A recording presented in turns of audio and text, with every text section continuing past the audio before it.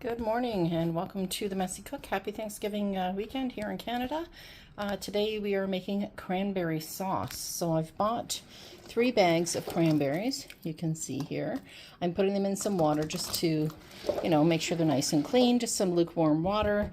I've picked up 4 bags here of cranberries. These are 340 gram bags for anybody in the Hamilton, Ontario, or surrounding area. These are on for $1.99 at Food Basics today until, I guess, Wednesday. So get them while you can. If you make cranberry sauce or cranberry juice, this is perfect. So I've got 4 bags. This is bag number 4. I just wanted to show you the size of the bag. And this is the recipe I'm using. The bags of cranberry sometimes have a recipe on the back. This is my mother's. It's very simple. 2 cups of sugar, 2 cups of water. If I can get that shaded out of there. Sorry, 4 cups of cranberries. So basically you just boil your sugar and water for 5 minutes. You're going to add your berries and cook them until the skins all pop, which takes about 5 minutes. And then we're just going to jar them up, and I'm going to preserve these, so I'll show you how to do that as well. And we'll get going here. Okay, so what I'm going to do here is these, I've added the other bag and I've been letting them sit for about 5 minutes. So what I want to do is go through these cranberries, and I want to make sure there's no stems or anything that's rotten. So there's always 1 or 2 that are kind of going off, or they're really soft and yucky. And if that's the case, you want to get rid of them. So this is what I'm looking for here. So you can see on the top there, hopefully, right there. Let's see if I hold this up. There's a little tiny stem on there. I want to pull that stem off. So we just want to rinse those off. We don't want to put those in because, that's not an unpleasant thing to have in your cranberry sauce. So what I'm doing is I'm just going to go through all of these, pick out any stems, pick out any ones that might be rotten or awful looking. These are pretty fresh. I don't see any yucky ones, but if I do, I will let you know. So I'm going to go through all of these. I'm going to measure them out. This is an 8-cup measure here, so anything that's good, I'm going to put in here, and we're going to see how many cups we have, and that way we can determine the recipe. I'm hoping to get about 12 cups out of this bundle here. So I'm just going to continue with these. If I get a yucky looking one, I'll let you know. If there's any that sink to the bottom, a lot of times those ones are off as well, so you want to get rid of those. So just want to find another couple ones here with the stems on them, so you can, here we go, that's a good one. So you can see here against my hand, you can see that little stem right there. So we want to pick those off, because again, those are just unpleasant. So I'll continue with these. I'll let you know how many cups we have when I'm all done, and we'll get moving with the making the actual cranberry sauce. Okay, so I've got these all washed up, and I've basically just rubbed them through my hands. I did have a few rotten ones here, and I just want to show you what you're looking for rotten. They're kind of discolored. Sorry, you can see there. Sometimes they're broken in pieces like that. So you just don't want those. Anything you find like that that's really too soft, broken, bruised, or have a rotten looking spot on, just get rid of them. You don't want them. So I want to measure these out. Again, we need 2 cups of water, 2 cups of sugar, and 4 cups of cranberry per recipe. So I'm going to measure these out. This big one here is an 8-cup measure. So I'm going to measure out 8 cups. And then I'll use my 2-cup measure and see what we have left here. Whoop, dropping them all over the place. Messy as I am, as per the name, Messy Cook. So that's about 8 cups there. And measure out these other ones here. So I'm hoping that I'll come across, I want 12 cups would be perfect, because it'll be an even weight for the recipe. That's 2 there. And let's see, should have about, it looks like about 2 more cups in here. So this is going to be 12 cups total. So let me just take a quick boo. A few left, so that's going to be a little bit over 12 cups, but that's okay. I'd rather a little bit chunkier cranberry sauce than a non-chunky. So what I'm going to do is I'm going to get my pot ready. Oh, there's another rotten one there you want to see. See that little broken piece? And it's kind of dark there. I don't want to keep that. So, I mean, 1 rotten's not going to kill your recipe. Don't worry, you just don't want too many in there. I'm going to measure out the water and the sugar. So for 12 cups of cranberries, I need 4 cups of sugar and 4 cups of water. So I'm going to measure that out in the pot. Okay, so I've added 6 cups of water here. And I think I said before I was doing 4 cups of sugar, 4 cups of water. I was incorrect. I did 6 cups of sugar and 6 cups of water because I'm tripling this recipe. So I am just measuring out my last 2 cups of sugar. So the other thing you can do too, if you want, if you might have gone to somebody's house and they've done this really lovely citrusy cranberry sauce. You can do that too. And basically all you do is you replace half of the sugar with orange juice. You can also put in some orange rind, which is lovely. And that just gives a little bit of a citrus flavor as well. So I have done that in smaller batches when I've had people, you know, for Thanksgiving or Christmas. And personally, I like just the plain. So that's what I generally do. If you do want to do the citrus, like I said, just mix half water and half orange juice for whatever measurements you're doing. So if you were doing as much as I'm doing, you're going to do 3 cups of orange juice to 3 cups of water. And you're still going to use the same amount of sugar. So I'm going to just scoop this out because it's a little bit damp. Use that one to use for my measurement for my water as well.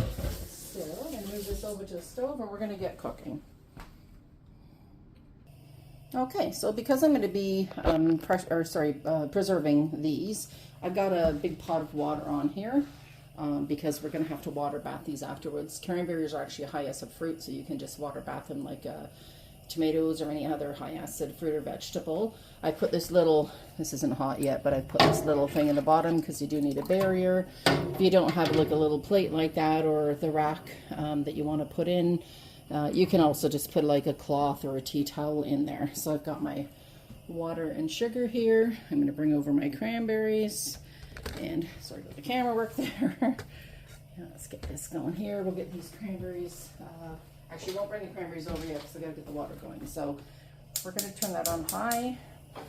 And what we want to do is we want to cook this, the sugar and the water together.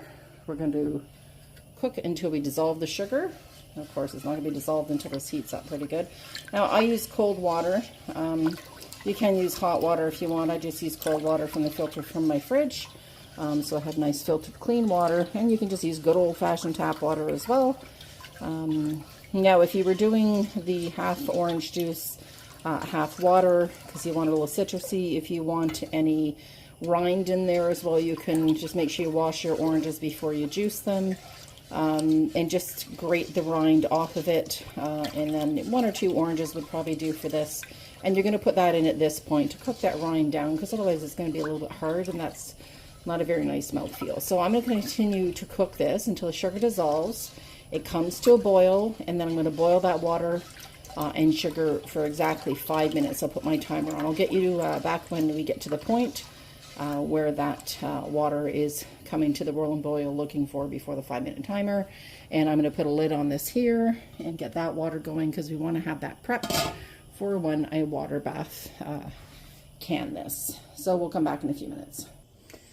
Just showing a little prep ahead of time while that water and sugar is coming to a boil to make the syrup. What I've done is I've got 12 jars here. I've got 9 500 mils, and then I've got 3 250 mils. I'm hoping that's enough. And it should be, I would think, and if not, I do have more jars. Make sure these are sterilized. You can warm them ahead of time in the oven if you like. I don't generally do that, but you can if you're more comfortable doing that. I got 12 lids picked out. I also have 12 of my flat lids. I've been starting to use these 4 jars lids, and honestly, these are amazing. These are like the old-fashioned ones you get when you were younger. You can see here that the lid in the it's a little bit better grade metal, and the thickness on here is much more even with the rim. I have not had one jar fail with this, where I was using some crappy brand, and even some of the Bernardin lids like these, they were not sealing, whether it was pressure canning or water bathing stuff, and that's really disappointing. So you know what, if you want to try a new lid, try the 4 jars. Trust me, they're worth it. So always have that all prepped. I'm boiling some water so I can soak these lids just to warm up that little bit of rubber on the bottom. It helps give an even better seal. And yeah, we're going to go from there. So just make sure you have everything prepped ahead of time. Again, water is coming on to bring up to a temperature. The sugar here is all dissolved and getting hot, so we just want to get this to a boil. Alright, so this has come to a boil. I'm going to put the timer on for 5 minutes. And we're going to let that boil. Just give this a last stir or two. Just keep an eye that it doesn't boil over, and it shouldn't. It should be fine, but you just want to keep that at a steady rolling boil. You can turn it down just a little bit, but make sure the rolling boil is going for 5 minutes. So basically making a heavy syrup here. So we'll let this boil for 5 minutes, and we'll come back when that's ready to get to the next step, and now get the cranberries in. Okay, this timer is 5 seconds left. So I'm going to turn it off, and run over my cranberries. I took the one sift, last sift through to make sure that it didn't have any rotten cranberries in there or any more stems. I did find one more that wasn't very nice looking, and I did find a couple more stems. So now we're going to add in all of these cranberries. Again, this is 12 cups. Now, you don't have to do a big batch. You don't have to, you know, oh, there's another stem. Let's get that off. You don't have to can these or preserve them. I like to do it, so it just gives it to me all year long, because honestly, like, we'll roast chickens and, you know, throughout the year, and I'll pull a can of cranberry sauce. So if you don't want to, okay, that's starting to pop. At least I'm going to bring you over here. Yeah, if you don't want to do that, that's fine. So what we're looking for here is just bringing these basically to a boil. You can hear them popping. Hear that? It sounds like popcorn popping. So we want to just cook these. We want to get all of these popped. Now this is a big batch. It usually takes about 5 minutes. I usually do a smaller batch, but these were on sale, so I grabbed a big batch of them. And basically what we're doing is wanting them to pop, which is splitting them. So I'm going to show you here. See that cranberry there, and it has the line in it? Whoops, that one, it has split. I can probably actually grab that with my hand. Yep, there we go. Maybe, there we go. Oh, that is a little bit hot, but that's okay. So that's split. So that's what the popping sound is. It's just breaking the skins, and it's going to let all the juices and the pectin from inside of the cranberries come out. Cranberries have a lot of pectin in them, so we don't need to add any sourdough to make this into a jam. You just want to cook this, like I said, a minimum of 5 minutes, but I will go a little longer until the popping stops. I usually cook it about 5 minutes after that. And my mom's recipe just basically said cook about 5 minutes till everything pops, but I like these to get some of the juice and the flesh from the inside out, and just cook it from there. So I'm just going to continue to cook this, and when we get close to being done, I'll show you the point that I like it at. So again, let them all pop. You'll see them break down into kind of mushy, and cook them for another 5 minutes. And that's also going to, like I said, get the pectin out. It's going to make it thicker. And you'll boil some of that water off. The juice will be all nice and red. So again, if you don't want to can these, you can do the same recipe, the smaller. You could just do one bag. One bag is about, I figured out about 3 cups.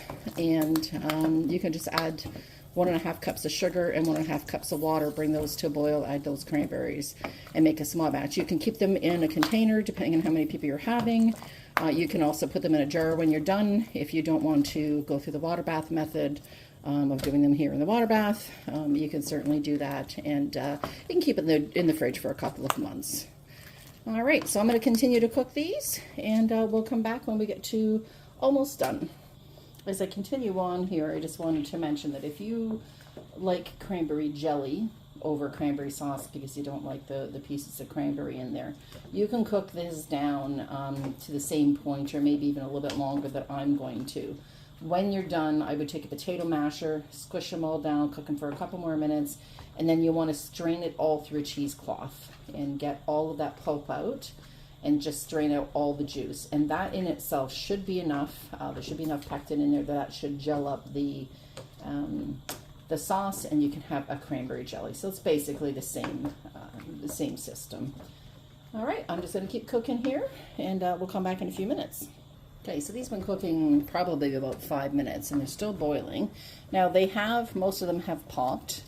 What I've done here is taken a potato masher. You can use whatever kind you have, and I'm going to press these down a little bit. The reason I'm doing that is I'm pretty sure they've all popped, but the berries still look quite big to me, and I want to be sure that the pulp is going to come out of those. That's what's going to get the pectin out. It's going to make it jellied and also make it a little bit more juicy and even, so we don't have massive berries through the jam. This way you get a little bit of berries through everything. You don't have to mash it, or I don't use a hand blender or a, like an immersion blender or anything like that, unless you want just like a pasty sauce. You don't really need that. So I'm going to turn this down a little bit because that's boiling pretty good. And I smush that down gently a little bit. Yeah, you do see some foam there. Now, if you watched my last video, I did make a carrot cake jam, which had a lot of foam on the top. And again, you can use that same butter trick. Let's see here. So I'm just grabbing some butter. You can use that same butter trick. So I'm putting like probably a full teaspoon of butter in here. And I'm going to stir that in. And what that's going to do is help with the foam. I'm going to turn this down a little bit more. I want to just keep this simmering. Now, it's not taking the foam away right this moment, but once we get it off the heat in a couple of minutes, we're going to get that, and that foam will come down a little bit, and it might come down a little bit more just as we stir here. So we're just going to stir this. I'm going to cook this for about 2 minutes. I just want to be sure that we're getting the consistency we want. So let me cook that for a couple of minutes. I'll get it off the heat to the counter, and we'll come back and get it into the jars. All right, so we've got this off the heat. I'm going to stir this for a couple more minutes. That foam is going to go down a little bit. A little bit of foam doesn't hurt. You can scoop it off the top if you want, or just put it in the jars. Personally, I just stir until most of it's gone here after the butter's gone in. And you can see that's disappearing there. This is coming up to a nice consistency. It's fairly thick right now, but of course it's going to thicken as you get cooler, as it's into cranberry sauce, cranberry jam, etc. So when you're doing it, if you decide, like I said, you want to do a citrusy one and use half orange juice, I would cook it just a little bit longer, because you want to be sure that that acid in the orange juice doesn't kind of counteract the pectin, sorry, that will thicken this up. So I do have a little bit of foam left. I'm not overly concerned about it. I'm going to get this set up, and we're going to get this into jars and see how many jars we get out of this. Let me just move over. Hopefully you can see everything. So I'm all set up. I'll get rid of my spoon there. Put that aside, and I'm going to do just stir again, as I showed you with the carrot cake jam. You want to stir to make sure that you're getting an even amount of the sauce and or the jelly part, and an even part of the berries. So there we go. And we're just going to fill these up. We're going to fill these up to 1 centimeter, or quarter inch, maybe about quarter inch head space. So there we go, which is basically, I like to do it to the bottom line of your jar. So if you see here, that's right to where my thumb is. That's the height that I like for cranberry sauce. So I'm just going to continue filling these, and we'll see how many jars we end up with.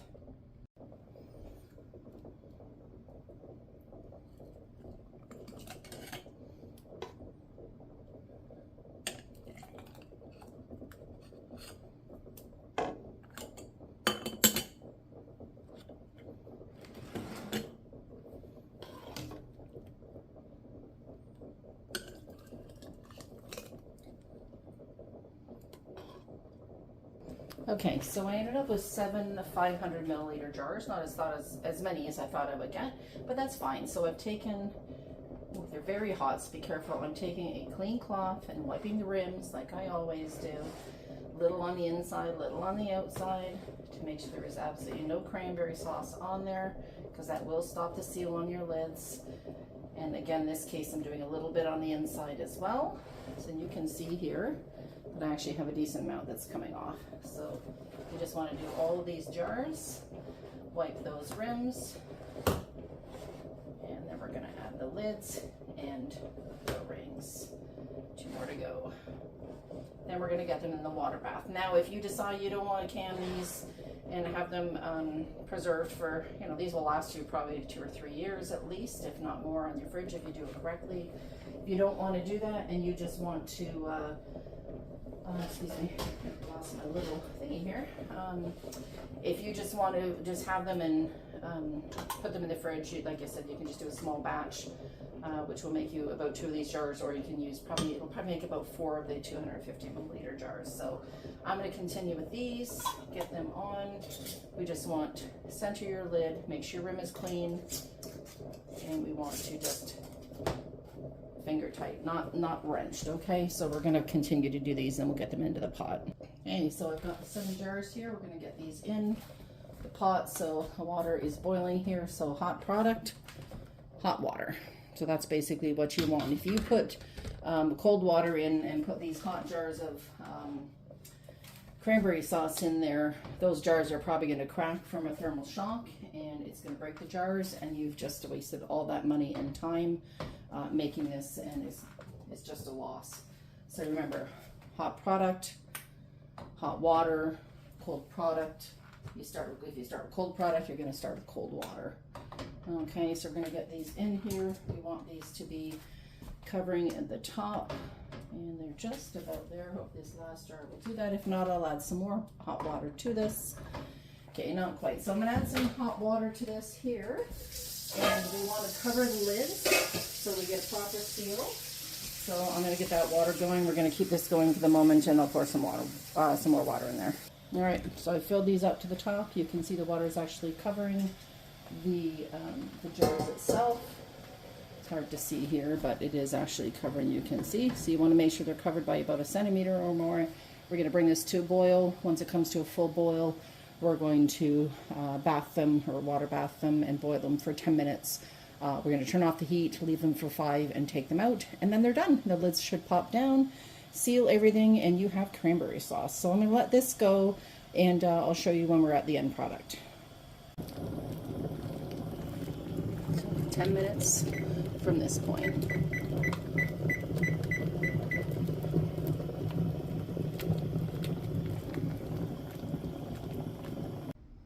Okay, so I've got those out of the canner, 10 minutes steeped. I've taken them out. I've wiped the tops just to get that little bit of water off so there's no water in there. They will pop down. These buttons on the top will pop down when they start sealing. I think this one's already popped down. So as long as all of these are sealed, you leave them for 24 hours. They should all be popped down. If they're not, then just put it in the fridge and you'll need to use it up within a month.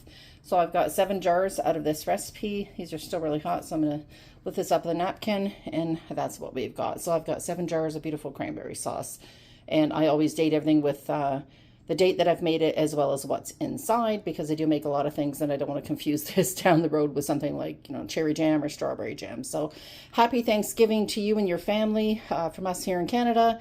Don't forget to subscribe to the page. Click the little bell so you get reminders for any new recipes that come up. And have a great day. Thanks for joining me. Take care of yourselves.